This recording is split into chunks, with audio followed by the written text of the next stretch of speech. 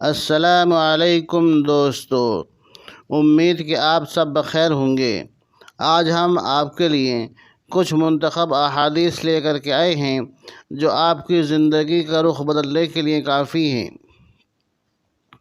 ملاحظہ فرمائیں، حضرت ابو ہریرہ رضی اللہ تعالیٰ عنہ سے روایت ہے کہ رسول اکرم صلی اللہ علیہ وسلم نے ارشاد فرمایا، جب تک تمہارے حکمراں بہترین لوگوں میں سے ہوں گے اور تمہارے مالدار سخی اور بخشش کرنے والے ہوں گے اور تمہارے معاملات باہمی مشورے سے طے پائیں گے، تو تمہارے واسطے زمین کے اوپر رہنا قبر میں جانے سے بہتر ہوگا۔ اور جب تمہارے حکمراں تمہارے بدترین لوگ ہوں اور مالدار بخیل ہو جائیں اور تمہاری سربراہی و حکمرانی عورتوں کے سپرد کر دی جائے، تو تمہارے لیے زمین کے اوپر رہنے سے قبر میں چلے جانا بہتر ہوگا۔ نبی کریم صلی اللہ علیہ وسلم نے ارشاد فرمایا، الطہارۃ من الایمان، صفائی نصف ایمان ہے۔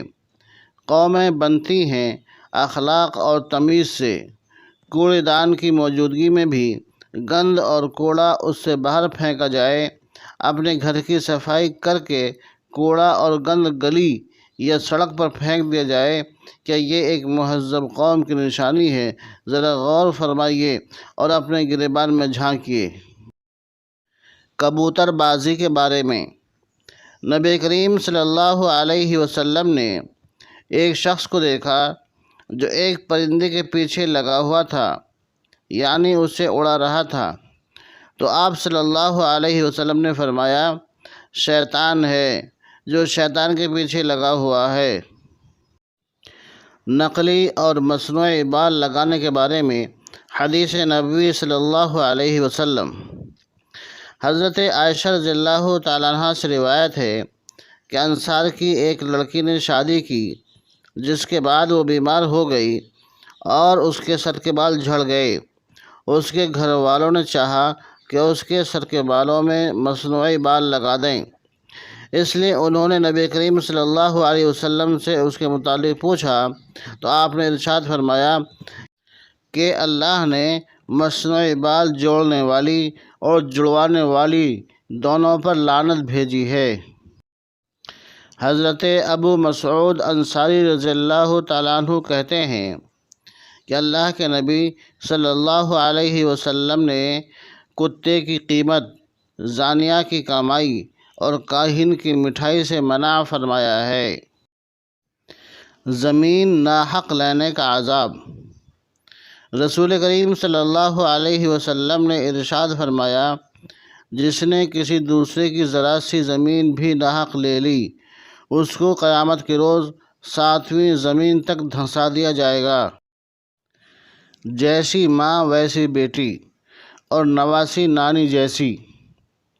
نکاح کے لیے حسب نسب والی، پردے دار، پاک دامن، پاکیزہ عورتوں کا انتخاب کیجیے، کیونکہ جیسی بیٹی چاہتے ہو ویسی بیوی لاؤ، ورنہ بعد میں پچھتاؤ گے۔ لعنت ہے ایسی شادی اور نکاح کی خوشیاں منانے پر جس میں والدین حیات ہوں پر شریک نہ ہوں۔ مسلمان عورتوں اور مردوں کے لیے ایک ضروری پیغام، نکاح آسان کیجیے، کم سے کم حق مہر اور انتہائی سادگی سے نکاح۔ اسلام میں نکاح کے لیے عمر، دولت اور ظاہری شکل و صورت کا کوئی تصور نہیں ہے۔ یہ ہندوانہ طرز عمل ہیں۔ ان کو ختم کرنے کے لیے رسول اکرم صلی اللہ علیہ وسلم کی حیات طیبہ کا مطالعہ کرنا ضروری ہے۔ ایک مبارک اور بابرکت نکاح میں مرد اور عورت دونوں پاکیزہ، نیک سیرت اور اچھے حسب نسب سے تعلق رکھتے ہیں۔ دوستو، اگر آپ کو ہماری یہ ویڈیو پسند آئی ہو تو ہمارے چینل کو سبسکرائب، ویڈیو کو لائک اور شیئر کریں۔ اپنا بہت سا خیال رکھیے گا۔